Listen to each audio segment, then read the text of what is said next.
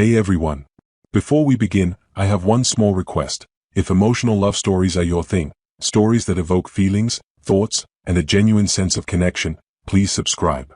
It's the best way to support this channel and ensure you never miss a story. She was running when the call came in. Not jogging. Not hurrying.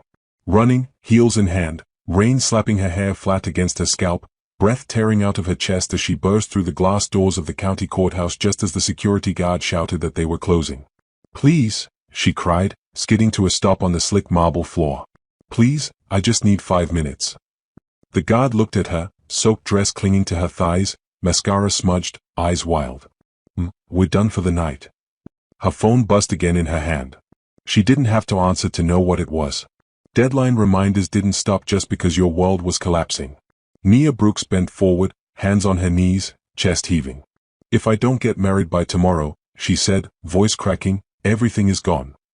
The words echoed too loudly in the empty hall. She didn't realize someone else had heard them until the elevator behind her chimed. The doors slid open.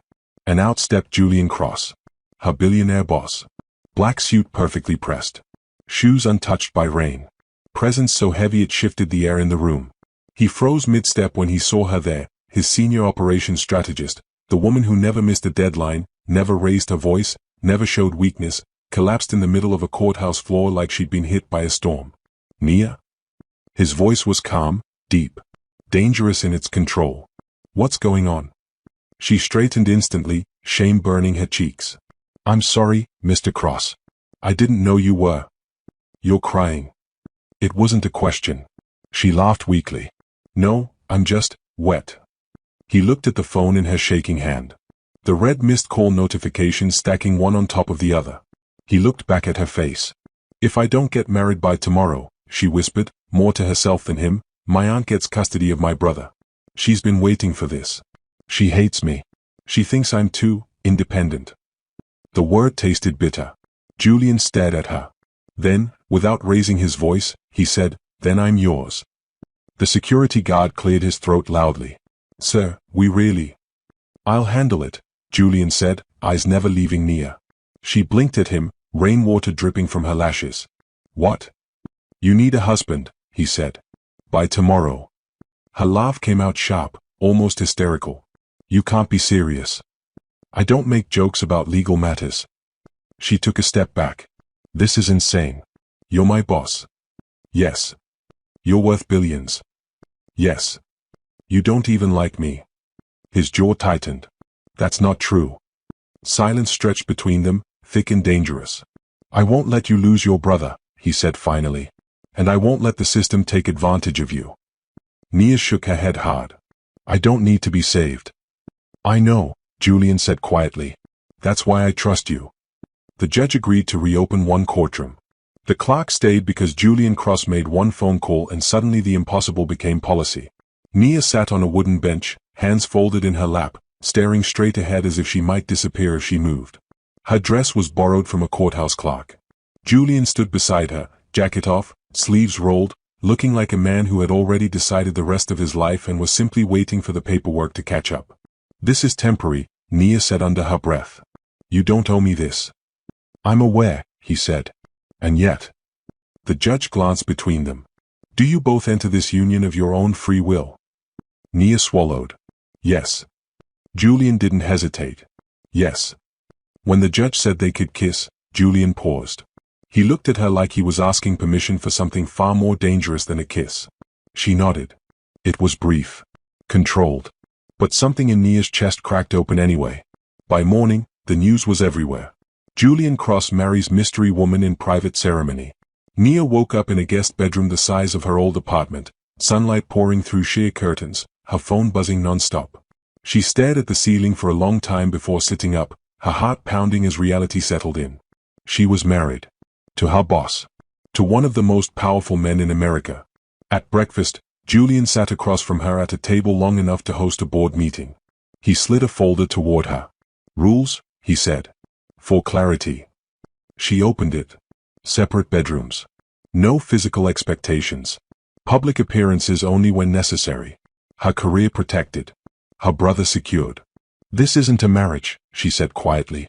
"It's a shield," he replied. Until you're safe. At work, people stared. Some smiled too brightly. Others didn't bother hiding their judgment. Gold digger. Trap. Convenient wife. Julian shut it down every time, publicly and ruthlessly. She is my wife, he said in one board meeting when a director laughed. If that's a problem, you can resign. Privately, he was distant. Polite. Controlled. And Nia told herself she preferred it that way. Until one night, passing his office, she heard him say on the phone, "It's not permanent. It was never meant to be." Her chest burned. She packed 2 weeks later, quietly, carefully, because the deadline had passed and her brother was safe. Julian found her at the door. "Where are you going?" he asked. "Home," she said, tears finally spilling. "You did your part. I won't be your charity." He stepped closer. "This was never charity." "Then what was it?" she demanded. He looked at her like a man standing at the edge of something terrifying. "It was me choosing you," he said hoarsely. "Before you ever chose me." And Nia realized then, this story was far from over. Julian didn't move when she said she was leaving.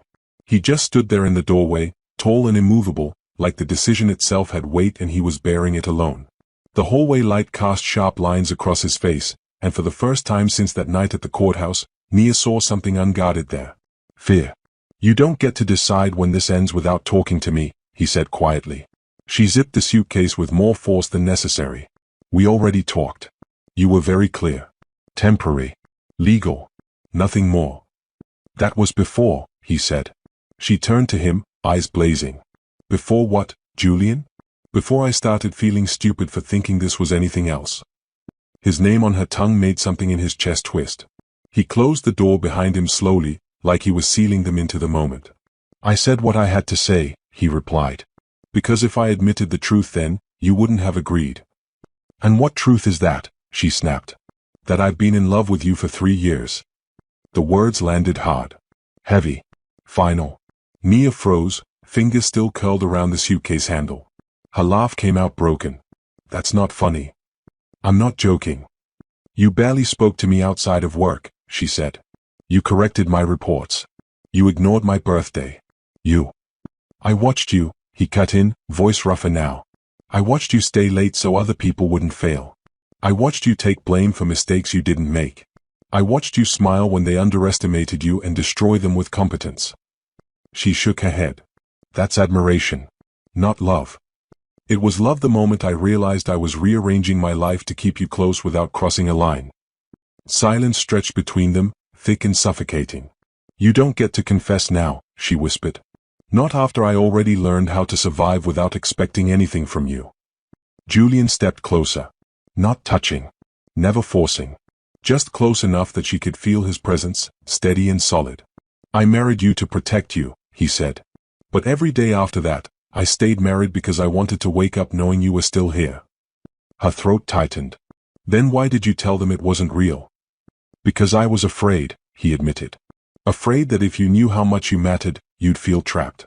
Afraid I'd become just another man using his power to take from you." Nia swallowed hard. "You already had all the power." "Not over you," he said softly. "Never over you." She sat down on the edge of the bed, the weight of everything finally crushing her. "Do you know how hard it is to be a black woman who's always strong? Who never gets to fall apart? I didn't ask for a savior. I asked for a loophole. And I offered myself," he said. "Because I couldn't stand the thought of you losing." Tears slid down her face unchecked now. "I didn't plan to love you." He exhaled, slow and shaky.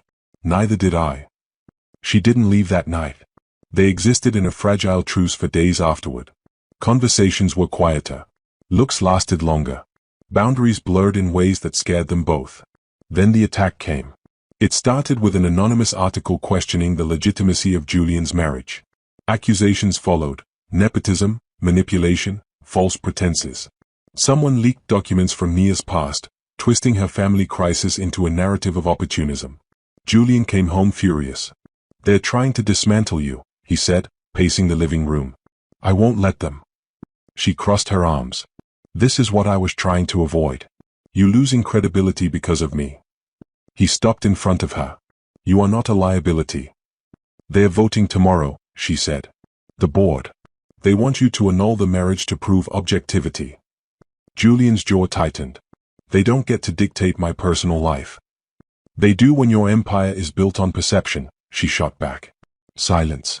I'll step away, she said finally. I'll make it clean. Say I manipulated you. Say whatever they need to hear. No, he said sharply. I won't sacrifice you to keep a seat at a table I already own. You don't understand, she said, voice breaking again. I've spent my whole life being the cost of someone else's comfort. I won't do that to you. Julian walked to her slowly and took her hands for the first time since the courthouse. His touch was warm, grounding. I choose you, he said. Even if it costs me. Her breath hitched. You don't mean that. I do. The board meeting was brutal. Questions flew. Accusations sharpened. Julian listened calmly, then stood. You want proof this marriage isn't a weakness, he said. Fine. Here it is. He played a recording, Nia's strategic plans, innovations she'd quietly led, profits directly tied to her work.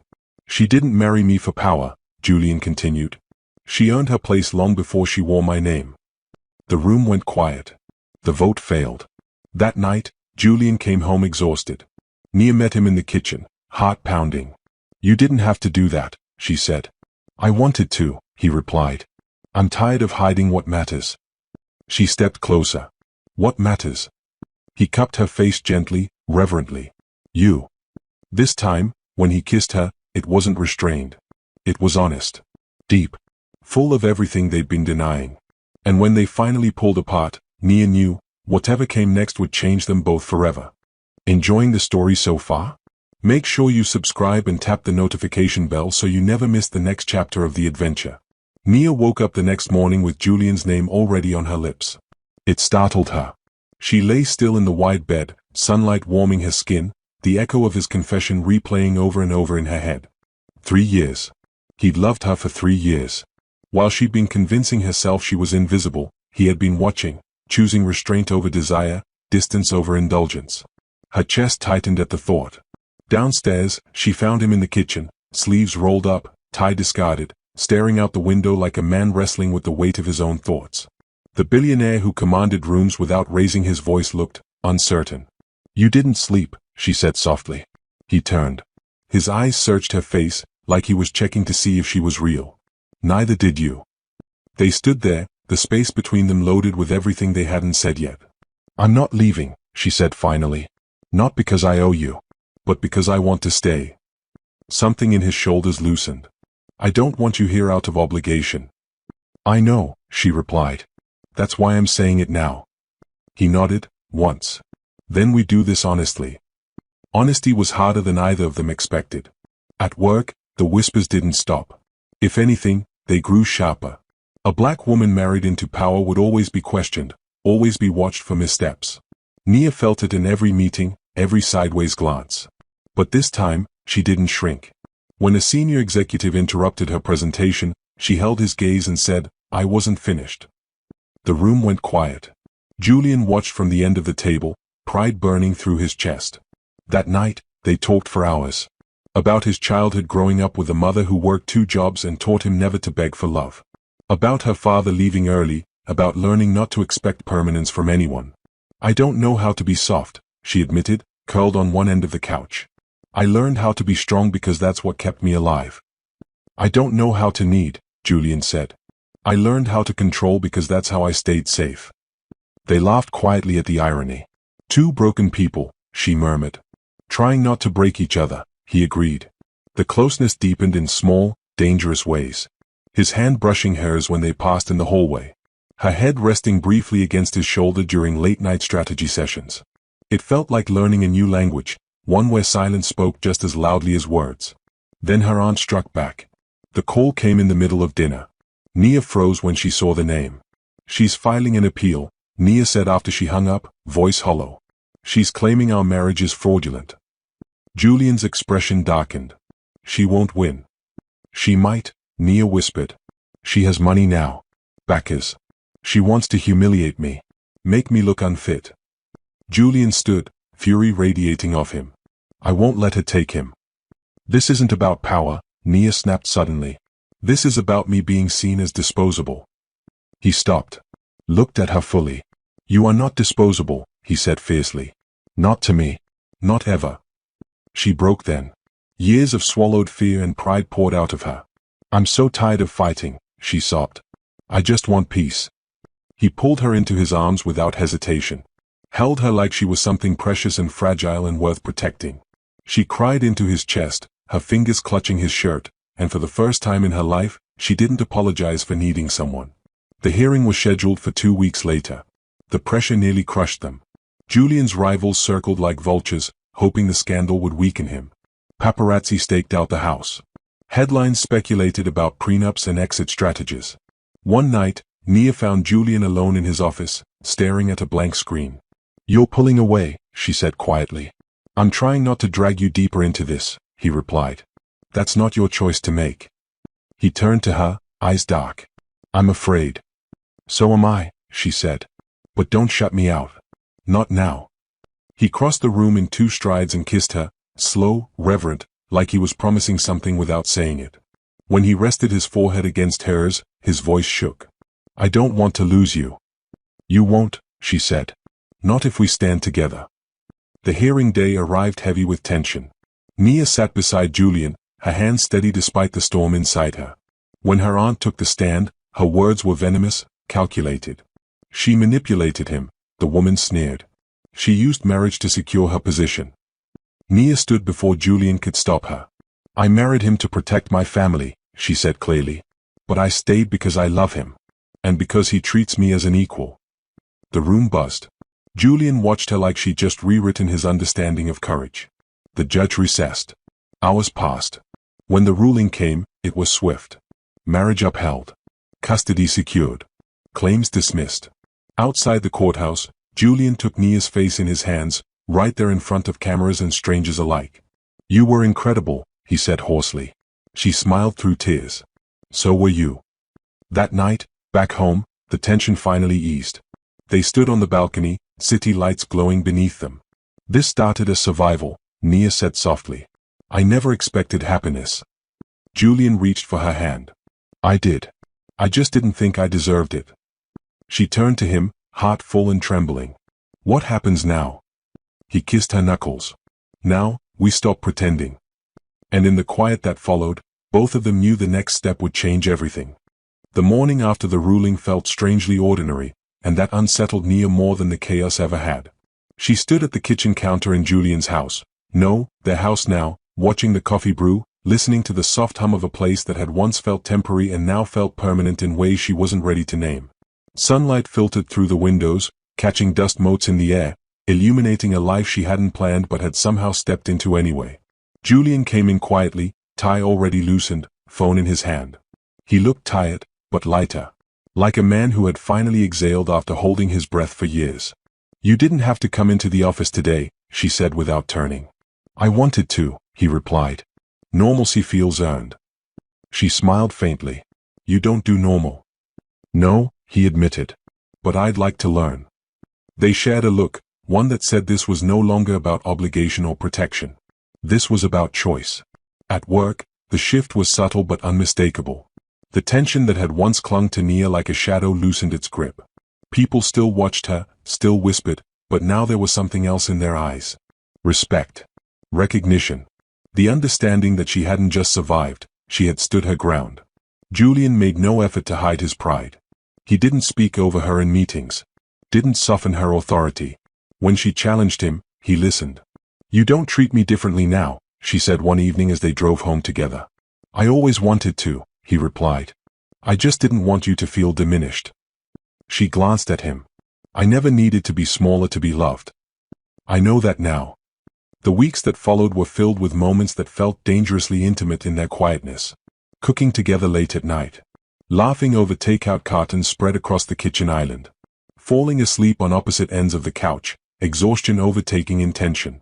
One night, as rain streaked down the windows, Julian watched Nia curl her legs beneath her, notebook balanced on her knee as she worked through a problem for the company. You never stop, he said softly. She looked up. If I stop, I think I'll realize how scared I am. He crossed the room and knelt in front of her, taking the notebook from her hands. Then let me hold that fear with you. Her breath caught. I don't know how to let someone do that. Neither did I, he admitted. We can learn together. She reached out, touching his face, the gesture tentative but real. I don't want this to be something we outgrow. It won't be, he said. Not if I have anything to do with it. Still, doubt crept in when she least expected it. One afternoon, she overheard two women at a charity event whispering behind their champagne flutes. He married her out of pity. She'll be gone once the scandal fades. The words stung more than Nia wanted to admit. That night, she was quiet, distant, her thoughts spiraling. Julian noticed. Talk to me, he said as they stood in the bedroom doorway, neither quite ready to cross the line into something deeper. What if this ends? She asked suddenly. What if we wake up one day and realize we only worked because of pressure? He stepped closer. Then we fight for each other. Like we've fought for everything else. And if that's not enough? He took her hands, pressing them to his chest. Then at least we chose. Not fear. Not survival. Choice. She studied his face, searching for doubt, for hesitation.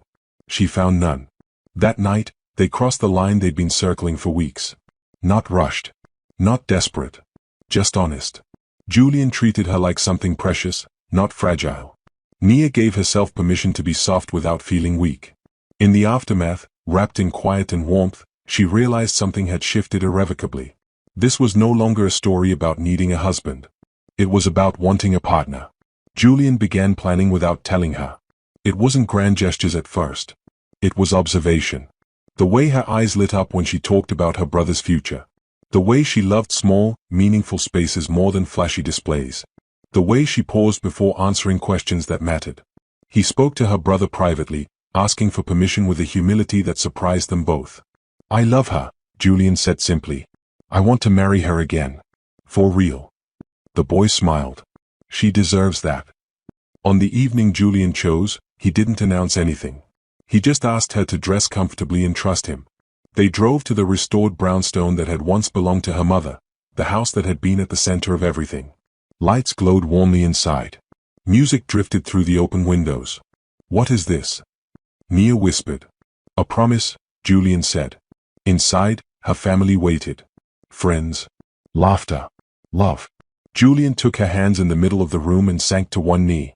I married you when time was against us, he said, voice steady but eyes shining.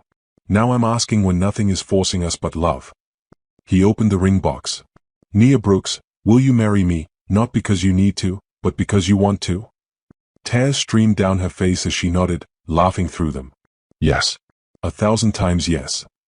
The wedding followed weeks later, under open sky and golden light. Black joy in every detail. Music, family, culture, laughter woven together. As they stood hand in hand, Nia realized something profound. She hadn't just found a husband. She had found a home. And this time, it was forever. The wedding day arrived quietly, like it didn't need to announce itself to be powerful. Nia stood in front of the mirror in the bridal suite, hands resting against her stomach, breathing slowly. Outside, she could hear music drifting across the garden, soft at first, then fuller, layered with voices and laughter. Black joy. The kind that felt earned. Her reflection stared back at her, almost unrecognizable. Not because of the dress, though it was beautiful, elegant, simple, designed to move when she moved, but because of the peace in her eyes. She wasn't running today. Her brother burst into the room without knocking, grinning so hard his cheeks hurt. He's nervous, he announced. Like, really nervous. She laughed, the sound easing something tight in her chest. Good. He keeps asking if you're okay. Like every 5 minutes. Her smile softened. Tell him I'm more than okay. When the doors finally opened and the music shifted, the world seemed to narrow to a single path. Nia stepped forward, her family rising around her, faces glowing with pride. She saw tears. She saw smiles. She felt strength in every step, not the hard, lonely strength she'd relied on for years, but something warmer. Shared. Julian stood at the altar, hands clasped in front of him, trying, and failing, to look composed. The moment he saw her, something in his expression broke open. Wonder. Gratitude. Love so naked it made her breath catch. She remembered the first night she'd seen him outside a courtroom, rain-soaked and desperate, and marveled at how far they'd come. When she reached him, he took her hands like they were the most precious things he'd ever held. You look, he swallowed. You look like home. Her eyes filled instantly. You're going to make me cry before we even start. I've been making you cry since the day we met, he said softly. The officiant smiled and began, but the words blurred together for Nia.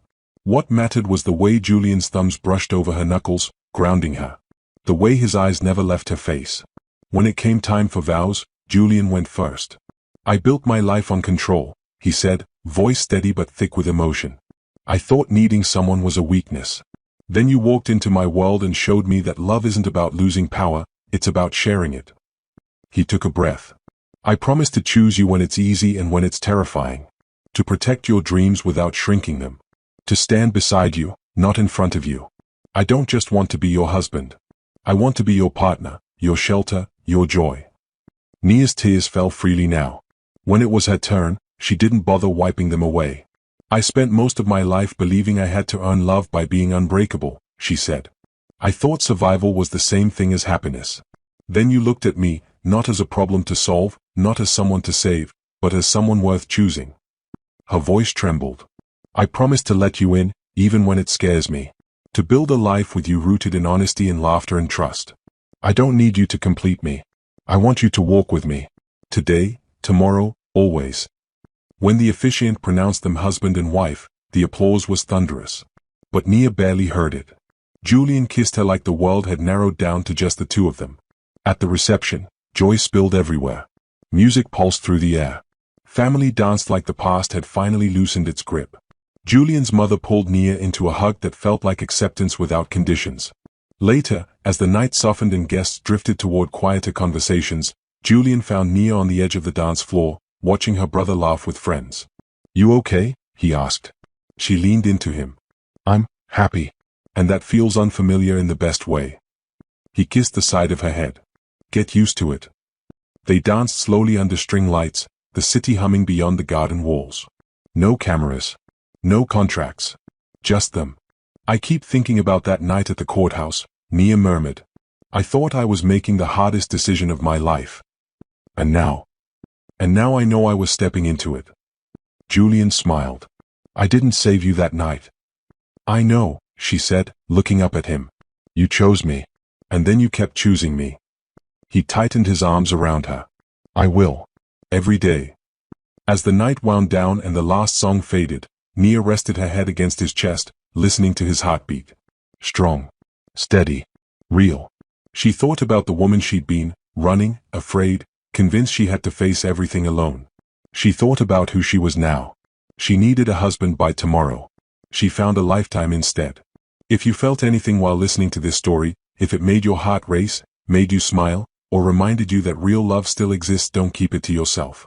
Hit the like button to support the channel. Subscribe so you never miss a new romance story, and turn on notifications to stay close to every heartbeat, every twist, every unforgettable love. And I want to hear from you. Comment below and tell me where you're watching from. Your city, your country, your corner of the world. Your support helps this channel grow, and your comments inspire the next love story.